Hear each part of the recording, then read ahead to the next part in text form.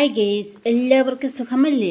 പതിവിൽ നിന്നും വ്യത്യസ്തമായി ഞാനിന്ന് എല്ലാ പേർക്കുമായി പരിചയപ്പെടുത്തുന്നത് ഒരു ഡ്രിങ്കാണ്. ഇതിൻ്റെ പേര് ബോബ മൂക്ക എന്നാണ്.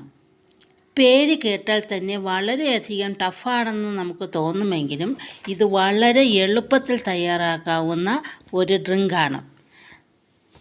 ഇതെങ്ങനെ തയ്യാറാക്കാമെന്ന് നമുക്ക് നോക്കാം.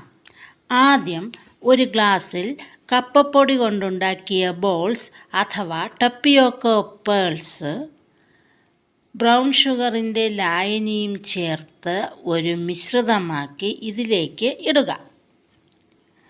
ഇതിലേക്ക് മറ്റൊരു പാത്രത്തിൽ പഞ്ചസാരയും കോഫി പൗഡറും നന്നായി ബീറ്റ് ചെയ്ത മിശ്രിതം ചേർക്കുക.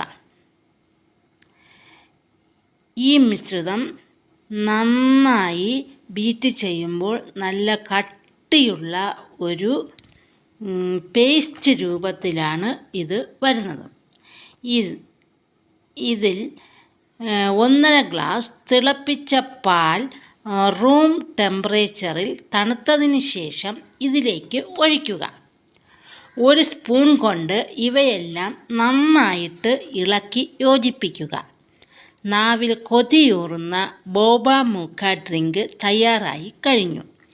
ഇത് ഫ്രിഡ്ജിൽ വെച്ച് തണുപ്പിച്ചും അല്ലാതെയും ഉപയോഗിക്കാം. മറ്റൊരു വിഭവമായി വരുന്നതുവരെ എല്ലാവർക്കും